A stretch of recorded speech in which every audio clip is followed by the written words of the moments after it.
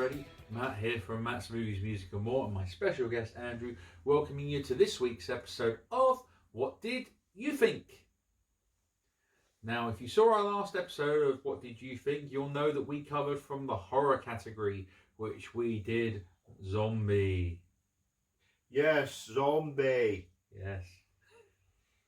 So to replace zombie on the Twister Spinner, we have put in there... Oh, please, don't say it, don't, please. What? Which Find the General? Oh.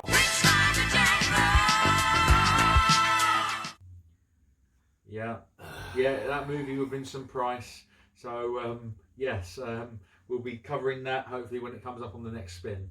So, on to today's movie. So, today's film comes from the thriller category. And to replace this on the Twister Spinner, we have put in there a movie that is recent from, I think, 2014 or 13, which is Gone Girl. Which is starring Ben Affleck and Rosamund Pike, if I recall. Yes, that is correct. I've not seen the movie before, so I'll be looking to that. I saw it at the cinema, so I've still got relatively fresh memories of how I felt about it, so okay. I can educate you on that. Cool, thanks. So, on to today's movie. So today, the movie that we are talking about today is the 2001 thriller Joyride, which was released in the UK as Roadkill, but we'll get into that a bit later. Yeah. So, this movie, directed by John Dahl, and it stars Steve Zahn, Paul Walker, and Leelee Sobieski, which I think is how you pronounce it. I figure that's how yes. You look, yeah. So, Joyride, had you seen it before we did it on the Twister Spinner? No. Had you heard of it? No. Wow. Okay. I suggested this one because it was a movie I remember watching when it came out back in the day on DVD and liking it at the time. But I suppose let's get into the plot of this movie. Yeah, fair enough. There's these two students, Lewis and Venner, who have known each other for a long time. They're about to go home for the summer.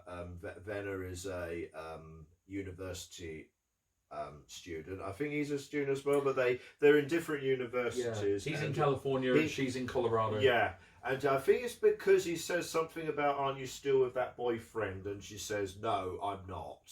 That he spots an opportunity. Yeah. That says, oh, I'll come down and to Colorado and pick you up. So Lewis is Paul Walker.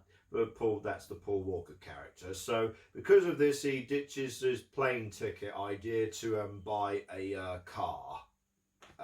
Which is what he's driving, and he lets his parents know that that's what he's doing, and it's there that the parents go, oh, it's on the way, while you're there can you pick up your rascally, irresponsible younger brother Steve Zahn, or Fuller, brother, yeah. Because he's got back in, he's in trouble for the upteenth time, so can you please bail him out and pick him up from the police station, which they do, and yes, he's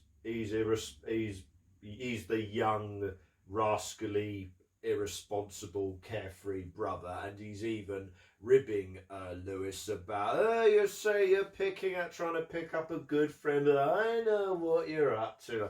Shut up! And furthermore, when they stop off at a gas station, Fuller takes this opportunity to install a CB radio, which is what truckers use to signal to each other and pick up radio signals and use code names. I think it's for a laugh, but it's also so they can hear what the traffic and what the police cars are like in there. So there's no police cars around here. You're going to zoom as much as you can. But whilst they're listening into the truckers talking to each other, that they come across a guy, Rusty Nail. And for whatever reason, just because they're bored, I suppose, is that, hey, I've got a great idea. Let's do that old joke we used to do as kids. You pretend to be a girl, okay? But I was 9 years old when I did that. Come on, do it, be great, come on. Hello, my name's Candy Cane. Hello there, Candy Cane. I want to meet up with you. Yeah, we're going to this motel? They are going to stop off at a motel for the night and say, hey, why don't you come over to room 17? I'll be in 17 waiting for you, big boy. I'll be there, Candy Cane. So they think, oh, great, they're going to wait in the other room, room 18, and he's going to barge into this random stranger, and there'll be a misunderstanding. Oh, that's going to be great, and they get to listen to it. But when the night comes, they don't get the result. Something else happens when he barges into room 17, which is a bit more deadly. And murderous than what they thought was going to happen. And as time goes on, as Rusty Nail is still on the radio looking for his candy cane, are you out there? The more they realise that their joke might go a little too far, because this guy is a psychopath who does not take jokes very well. So you could see a few similarities with this and another movie, couldn't you? I can, because I studied it. Maybe the first movie I ever studied as a film student. Which also happens to be the directorial debut of that particular film director, right? Of the great Steven Spielberg. Yes. Jewel. That's what we're talking about there. Yes. In which a guy is being terrorized by a mysterious person in a truck. Faceless truck driver. In Jewel, it's not so. We don't even get what Joyride has. Is at least Joyride has a voice. Joyride eventually has a face in shadow. Yeah. But in Jewel, you could argue that it's the truck is alive. Well, I think the thing with Jewel is that Jewel was written by Richard Matheson, and it kind of feels like an extended episode of Twilight Zone. It would have fitted in perfectly with that. It was made as a TV movie, so there's kind of a TV episode mentality to that movie, but it's got all the trappings. It's got the moment when they stop off at a road station, and then is that guy the guy who's trying to kill us, because we haven't seen him? So they don't know. They just assume that every trucker they see is the one. It's that guy. He's carrying a bat. Oh my god! The typical stereotype that he must be long haired and probably smells and moustached and everything like that. And confronting them about it. I don't know what you're talking about. Oh, I'm so sorry. And they driving away and being chased, and oh no, they've only got 10 minutes worth of gas left. And everything seems to be pre-sabotaged in advance, isn't it, really, by Rusty Nail, who, like we say, we don't know anything about him apart from the voice, and the voice is pretty scary in itself, I'd say. I want my candy cane.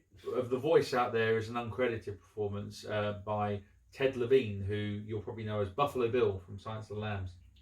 They do sound kind of similar now that you bring that up. Yeah, he's got that sort of very, southern accent, going down there. Apologise. Yes. But then you've got, with this movie in particular, did you know that the movie was actually written, one of the writers of this film is the great J.J. Abrams. What? J.J. Abrams, Mr. Guy who supposedly saved Star Trek. Yeah. Guy who supposedly saved Star Wars. Yeah. Mr. Lost. Yeah. J.J. Abrams wrote this? Yes. Didn't J.J. Abrams also write Mission Impossible 3? Yeah, he did. Yeah. So I suppose that's one way of getting his foot on the ladder. But you have to start somewhere. Yeah, but could you have seen that had you known, or not really? Given that you've seen more of his output than I have, probably. Only in the sense that this is a very tightly focused plot that manages to both be a slow burn at the start, and once the whole chase initiates, very fast paced. Knows how to handle the mood and the intensity and the probably the plight the terror and the panic and the desperation of our two brothers, probably. Yeah, what do you think of the relationship of the two brothers played by Steve Zahn and Paul Walker? Because given that Zahn's the older, irresponsible brother and Paul Walker's the one who's like, you know, I'm at university, I want to make sure that I pass with flying colours and not embarrass my family, unlike you. But then also Steve Zahn meets the Leelee Sobieski character, and he's kind of like, well, hey, you grew up too. So there's kind of that brothers sort of fighting for the one girl kind of thing. But I think the cast is really good in this film. I think for a movie that probably didn't cost too much to make, I think it's perfectly cast. This is roughly about the time Paul Walker did the Fast and Furious. Yes. So, you know... full disclosure, I haven't actually watched any Fast and Furious movies, so I can't comment much on Paul Walker in his career as a whole. But he's good as the wholesome lead in this. Yeah, because I mean, after he sort of does the thing, he's feeling more remorseful than Steve Zahn's character, because Steve Zahn's more like, well, fuck him, you know, it's not... You know, we've got nothing to worry about. It's all fine. He's like, no, you're messing around with someone, and this is someone's feelings, you know, and stuff like that. But obviously, it all goes wrong, and Vanna's friend, who they meet at the campus when they pick Vanna up, she then gets kidnapped by Rusty Nail and stuff like that. That was a very well executed, because once they get away from from Rusty Nail the first time, and they throw the radio out, and I should have seen this. I should have. Yeah. Because movie's over, right? Yeah. And they meet up with the gunner. Oh, you've got a friend as well, and because it all boils down to whether you think that at least the movie, it's kind of padding, but at least it's. But I would argue that it gives us a bit of downtime and a bit of a chance to relax with these characters for a little bit before we get to "You said there wasn't a girl." Full disclosure, I mean, obviously you said earlier that we get to see Rusty now briefly, albeit in the shadows. I kind of think of that as being a bit of a mistake. You wanted to see him. I didn't want to see him. I wanted it to be more left mysterious. Because as well, the actor that's doing it, that's not even the same voice as Rusty Nail, who you hear on the CD. It's a different voice altogether. I do agree, but at the same time, the way that scene was set up, what could you do at this point? Or maybe you could have had him more in the shadows, more darker. Maybe. But that's a good ending there, isn't it? With the whole, you know, Vanna is being held hostage, and there's the moment where he's set up this weird mousetrap Yes. thing, so that the moment they do open the door, and do bear in mind they've been to several motels at this point. Oh, room 17, is it this guy? Who are you? Oh, never mind. Room 17, not this one. Room 17, not this one. Oh God, what other motels are there? And the moment they desperately open the door, a gun is going to go off. It's just convenient that they don't open the wrong door.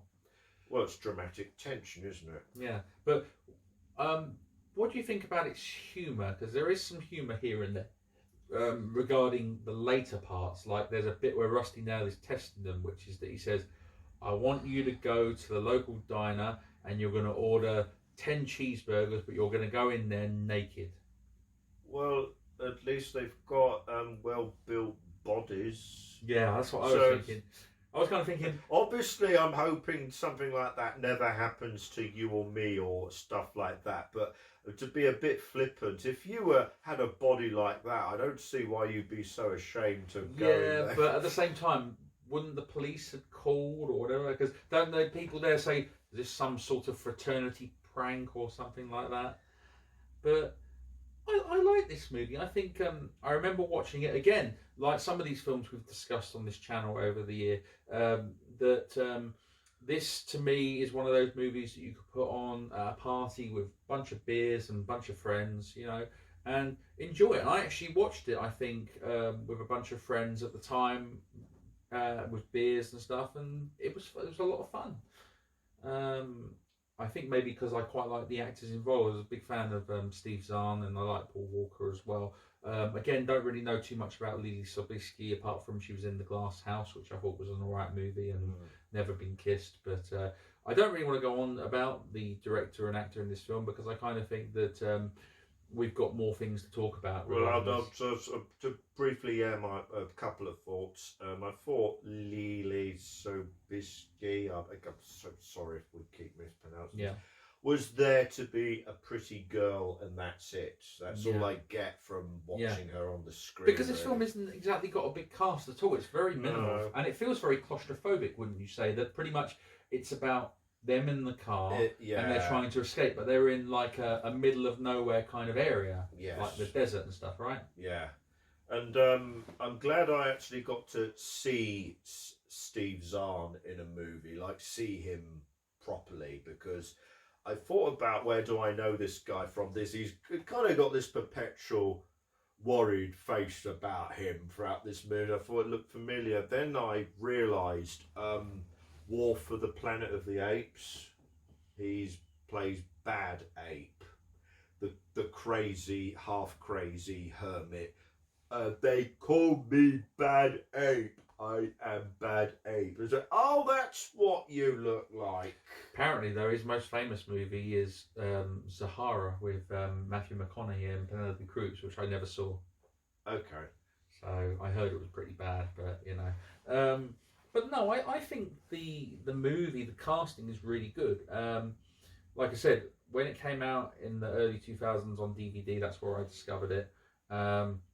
We had it in the UK as Roadkill, which it was retitled. It was a weird thing in the early 2000s. In my opinion, Roadkill is a better title for this movie, more appropriate. Yes, but what's funny is that there was a thing in the 2000s, early 2000s, where certain movies that were released in America, they were underperforming. So what they did was in European territories like the UK and Australia, they retitled them with different titles altogether. As an example, ironically, it has Steve Zahn in it as well, which is there was a movie that came out in America called Saving Silverman, which stars Jason Biggs from the American Pie movies and Jack Black.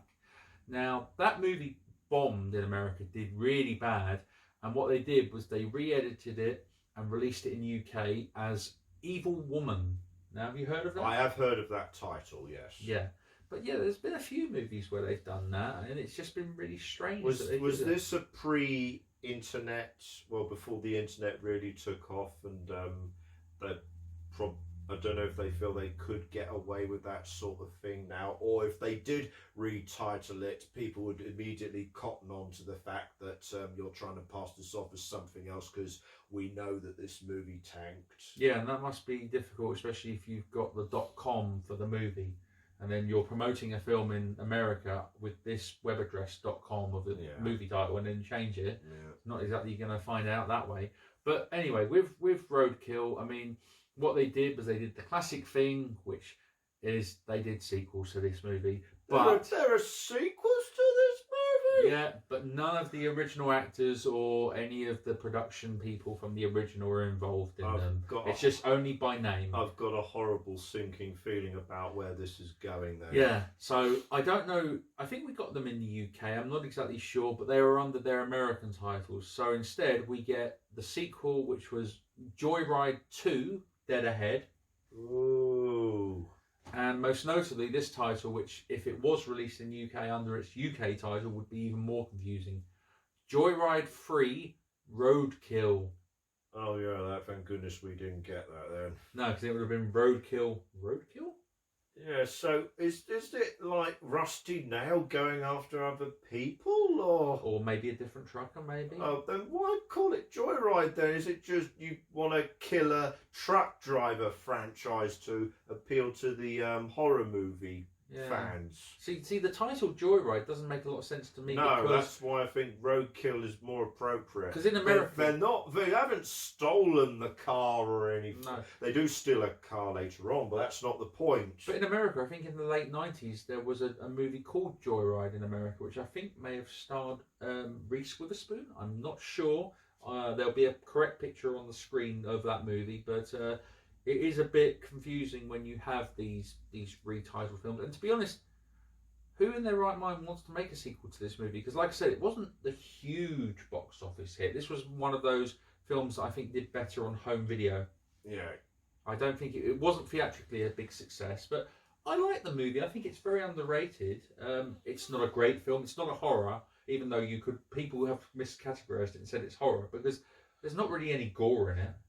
No, surprisingly enough. No, it's more of a 15. I bet if it had been released in the cinemas in the UK, it'd probably been a equivalent to a 12A, maybe, if that certificate even existed back in the early 2000s. I'm not sure. Probably not. No. Shall I just sum up what I feel about it? When you look at the poster or the cover for this, you can very easily dismiss it as straight to DVD, with all the connotations of straight to DVD. You look at it on a supermarket shelf, an action movie from Nicolas Cage or Steven Seagal that nobody gives a crap about, and it's an assassin or something that you only buy because it's like £2. Yeah, and that's what I would have dismissed this as if you hadn't brought this to my attention. And thank you for bringing it to my attention, because there is actually something here with the chemistry between the characters that is a minimal budget and a minimal cast, and thus a very tightly focused sounding like a newspaper critic here, tightly focused thrill ride. And yes, it owes a lot. It wears its inspiration from Duel right on its sleeve. It's got the killer truck driver. It's got the menacing presence, the voice, the car chase, the oh no, we're running out of gas, the sheer desperation and terror, and knows how to pace that desperation and terror with calm moments before bringing it back again. So for like you have said, for its budget and its very minimal plot and premise, it totally carries its premise and its execution. Yeah, so you're glad I suggested I that. am, actually, yeah. Good. I'm actually pleased that I picked something that was a bit up your alley. Yeah, but as a film student, would I recommend this movie? I would recommend seeing Duel first. Agreed. Every film student worth their salt has to see the great, hallowed Steven Spielberg's first movie first, to see as the template for how to do this sort of movie, and then how JOYRIDE extrapolates upon that. Duel first, but then by all means proceed on to JOYRIDE. Yeah, I've not seen them, but steer clear of the sequels. And to be honest, I didn't even know the sequels existed. I've got a bad feeling about those sequels. Like with many of these franchise movies where they have horror films for sequels for a movie that probably didn't do very well the first time around, right? Wrong Turn. Yeah, how many are there? About 7, 6? Last one I was aware of was 5. Wow. So yeah, so that could be confusing. So yeah. So I suppose that's JOYRIDE. Yeah. And yes.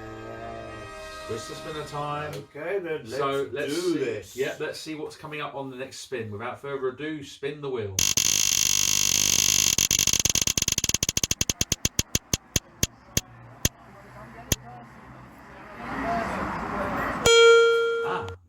It's landed on comedy. Oh, good. We need that after this. It's another one from the 1990s. We are going with the 1992 movie My Cousin Vinny. Oh.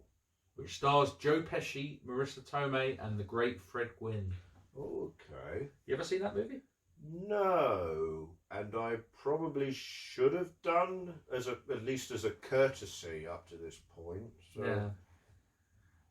Yeah. So that's our next episode. So thanks everybody for watching today's video. What do you guys think of JOYRIDE? Is it something that you've seen, or had you seen it under the UK title ROADKILL?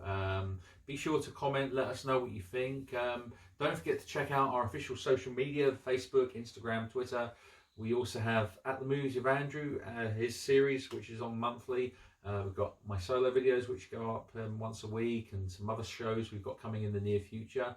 So thanks everybody, all the very best, and the closing statement, sir. I would say you need to get that fixed. What's that? Your tail light. Thanks everybody. Bye bye.